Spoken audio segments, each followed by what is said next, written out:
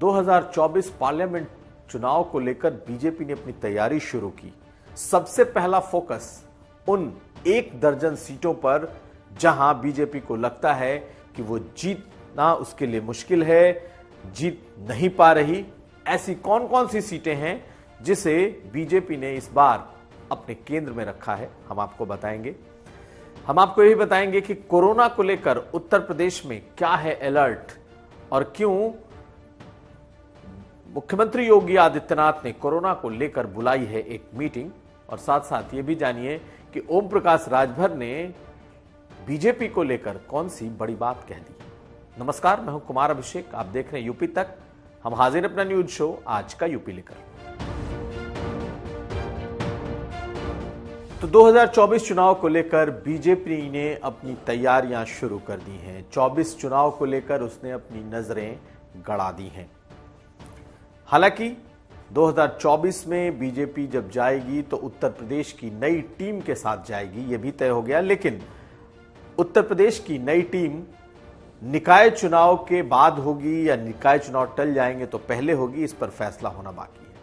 लेकिन इन 80 पार्लियामेंट्री सीटों में से बीजेपी ने दर्जन भर ऐसे सीटों का चयन किया है जिस पर उसे बहुत ज्यादा तवज्जो देना है। और इन सीटों के नाम के साथ इसे आला कमान को भेजा गया है ताकि बीजेपी इन सीटों पर फोकस कर सके। ज्यादातर मुस्लिम बहुल सीटें हैं, ज्यादातर ऐसी सीटें जहां पर समाजवादी पार्टी बेहद ही मजबूत रही है।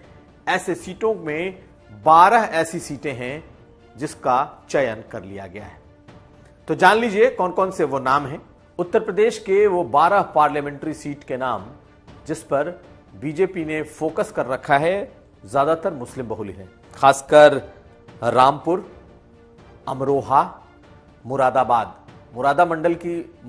मंडल की तमाम वो सीटें जो बीजेपी के हाथ में नहीं रही हैं, इस बार बीजेपी उस पर ज्यादा फोकस करने जा रही है। इसके अलावा पूर्वांचल में आजमगढ़ और जौनपुर। आजमगढ़ हालांकि बीजेपी ने उपचुनाव में जीता है लेकिन बेहद ही कम मार्जिन है और बीजेपी को लगता है कि अगर बसपा ने वहां वोट नहीं काटे होते तो शायद वो नहीं जीतती। ऐसे में आजमगढ़, जौनपुर, बदायूं, मैनपुरी, फिरोजाबाद, कन्नौज, सहारनपुर, औरैया और फूलपुर, ये कुल 12 ऐसी सीटें हैं जिस पर बीजेपी को लगता है कि उसे ज्यादा मेहनत करने की जरूरत है। और अगर इस पर उन्होंने फोकस किया तो इस बार जो 80 में 80 का टारगेट बीजेपी लेकर चल रही है तो वो ज्यादातर सीटें जीत जाएंगी। फिलहाल 80 में 64 सीटें उसके पास हैं।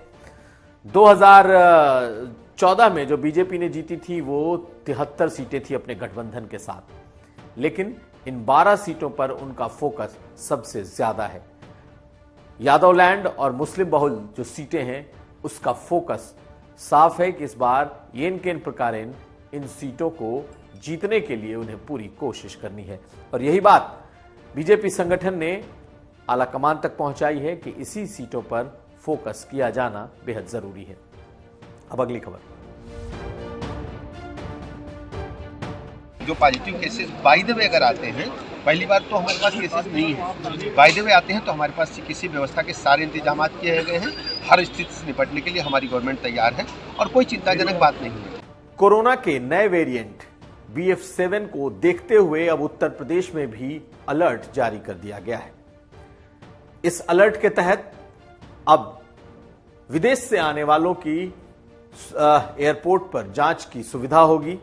लोगों को इस बात के लिए तैयार किया जा रहा है कि कोरोना के नए वेरिएंट को देखते हुए वो लोग सोशल डिस्टेंसिंग के मोड में दोबारा से आने की कोशिश करें। हालांकि किसी भी तरह का कोई पैनिक फिलहाल सरकार की तरफ से नहीं है, लेकिन इसे लेकर कहीं ना कहीं चेतावनी मिलनी शुरू हो गई है। स्वास्थ्य मंत्री ब्रजेश पाठक विदेश से लौटे हैं और उन्होंने कोरोना को लेकर कई अलर्ट जारी किए हैं, जिसमें सभी CMO जितने भी जिले के चीफ मेडिकल ऑफिसर हैं उन्हें अलर्ट पर रहने को कहा गया है। हर तरह के जो कोरोना मामले हैं उनके जीनोम सीक्वेंसिंग की बात कही गई है। इस वक्त प्रतिदिन उत्तर प्रदेश में सिर्फ 2 से 3 कोरोना पॉजिटिव मामले आ रहे हैं और अब हर दिन इसकी गिनती शुरू की जा सकती है। मुख्यमंत्री योगी आदित्यनाथ कल कोरोना के अलर्ट के बाद पहली मीटिंग लेने जा रहे हैं और कोरोना को लेकर के क्या आगे तैयारियां हो सकती हैं, क्या सचमुच चाइना से निकला ये BF7 का जो नया वेरिएंट है इसे लेकर कितना सतर्क रहने की जरूरत है और प्रदेश किस तरीके से तैयार हो सकता है, इस पर बाकायदा एक मीटिंग भी रखी जा रही है। अब अगली खबर। माननीय ब्रजेश पाठक जी की पार्टी अलग है, हमारी पार्टी अलग है। इनके रास्ते अलग है, हमारे रास्ते अलग है, लेकिन दिल एक है। बीजेपी को ओम प्रकाश राजभर के रूप में नया साझीदार लगभग मिल गया है। हालांकि ओम प्रकाश राजभर ने खुलकर बीजेपी के साथ जाने की बात अभी तक नहीं कही है, लेकिन अब इशारों में वो इसके संकेत देने लगे हैं। अंबेडकर नगर में उन्होंने ये कहा कि दो दल जरूर अलग अलग हैं, लेकिन दोनों के दिल एक हैं।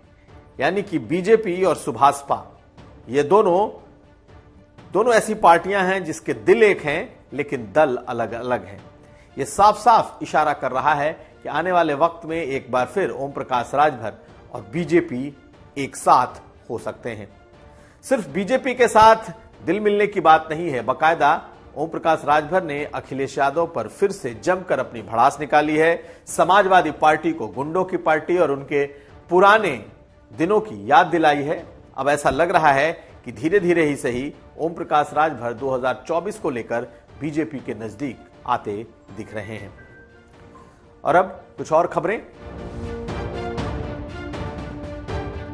बता दें कि निकाय चुनाव को लेकर जो सुनवाई है एक दिन और आगे बढ़ गई है, यानी कि आज भी सुनवाई हुई और फिर कल भी इस मामले पर सुनवाई होगी।